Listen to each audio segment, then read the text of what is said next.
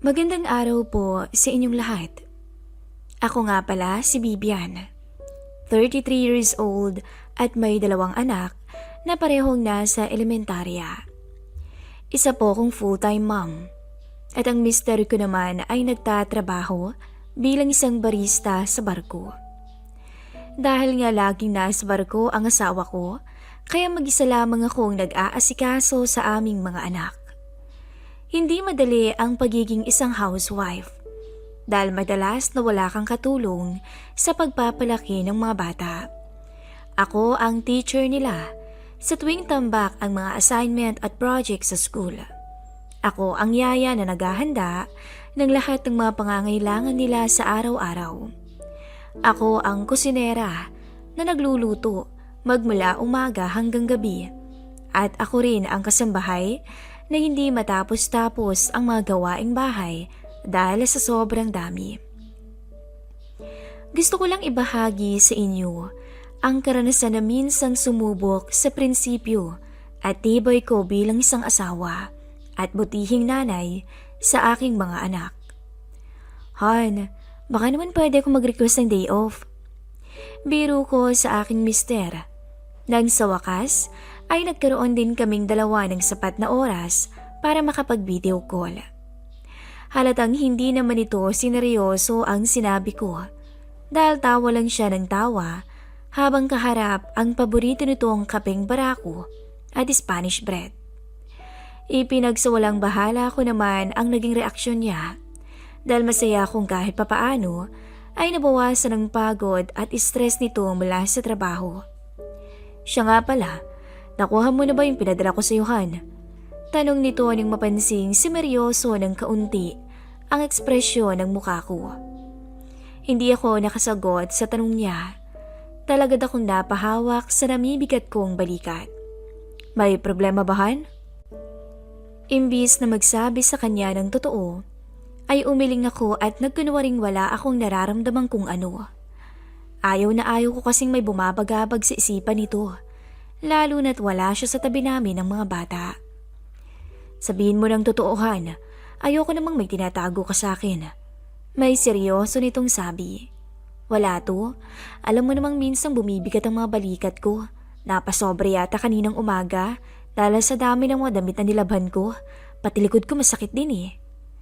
Sabihin man kasing may sarili kaming washing machine at dryer, pero ramdam ko pa rin ang pagod sa tuwing naglalaba ako.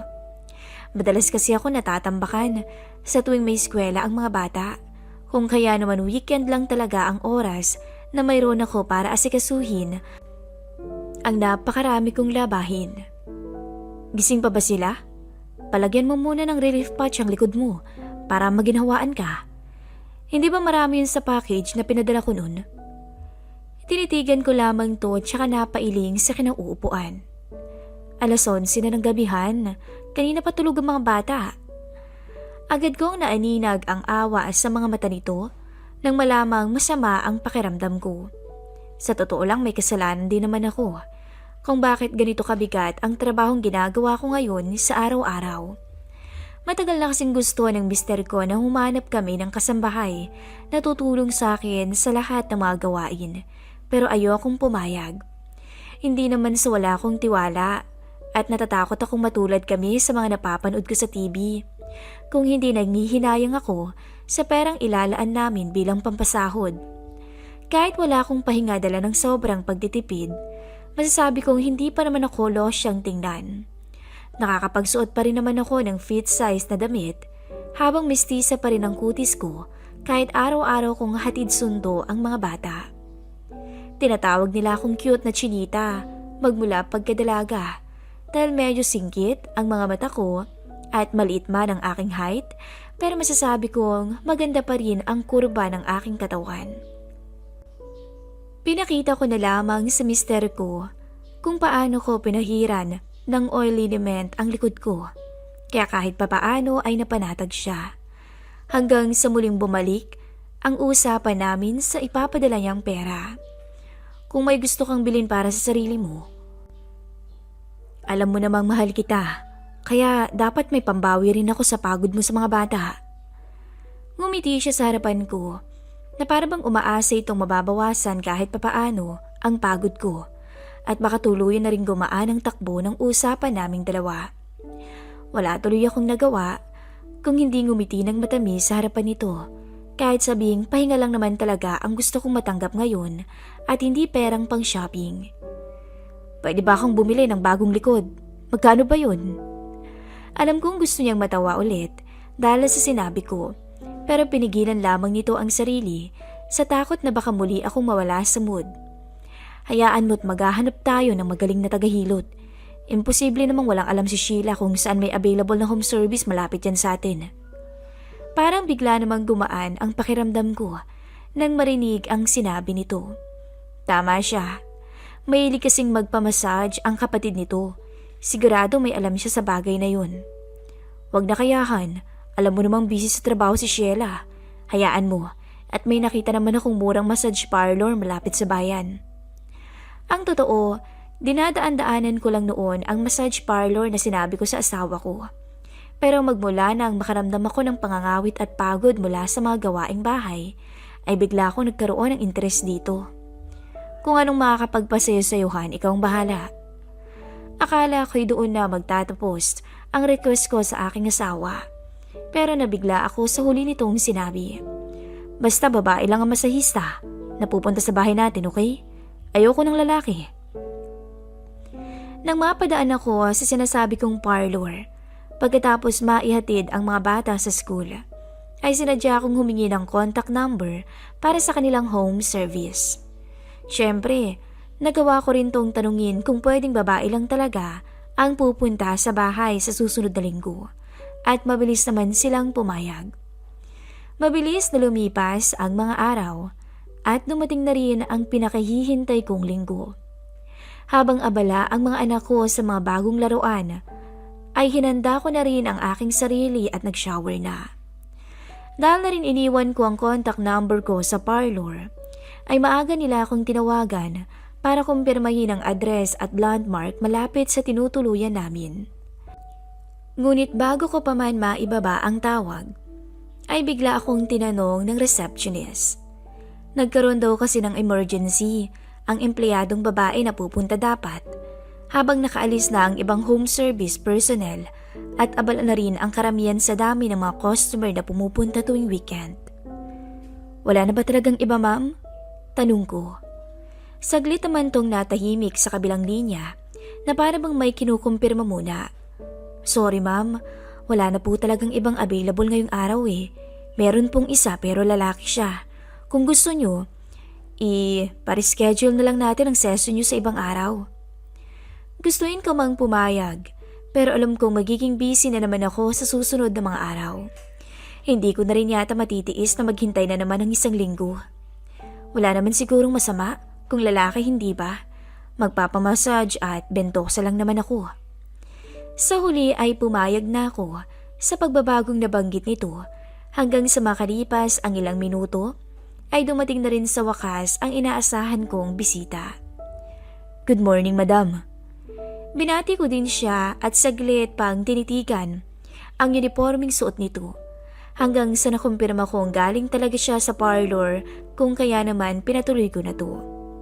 Hindi na lang ako nagpahalata na medyo kinakabahan ako nang makita ang puting bathrobe na kasama ng mga essential oils at gamit nito pang bentosa. Bakit nga ba ako kinakabahan? Dahil siguro iba akong makatingin yung bisita pagdating nito ng kwarto. At pakiramdam ko, mas lumala pa yun ang ipinakilala na nito ang kanyang sarili. Ariel ang pangalan niya.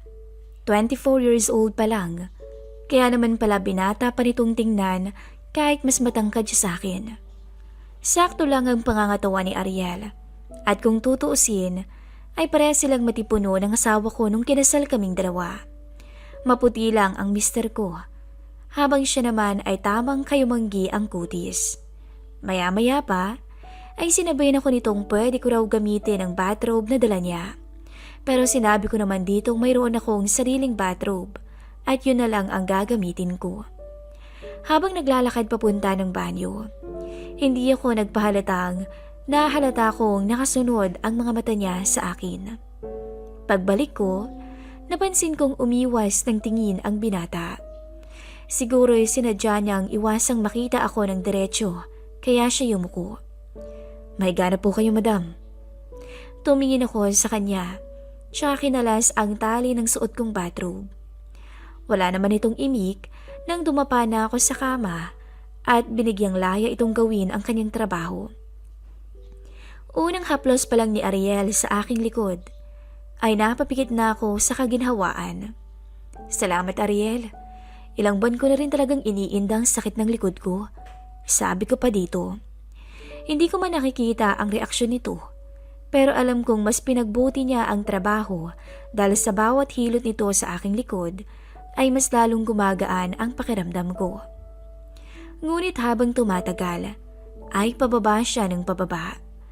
Akala ko normal lang yun, pero nagtagal ay alam kong may iba ng motibo ang binata. Pumagitan ang haplos niya sa aking mga hita, na para bang nag-uudyok ng isang pagkakataon. Ma'am, tanging sabi niya. Hindi ako sumagot. Mahigpit na lang akong napakapit sa kobre kama at napakagatlabi sa pilyong binata. Nang tuluyang pumailalim ang haplos nito sa aking manipis na short, ay alam kong hindi na yun parte ng trabaho niya. Agad akong nag-react at inalayo ang sarili ko ng bahagya. Tamang mister ko. Hindi dapat ako pumayag na lalaki ang mag-massage sa akin dahil mahirap tanggihan ang anumang tukso. Minsan lamang sa isang taon kung umuwi ang mister ko. Kung kaya naman, mababakante talaga ako ng matagal na panahon.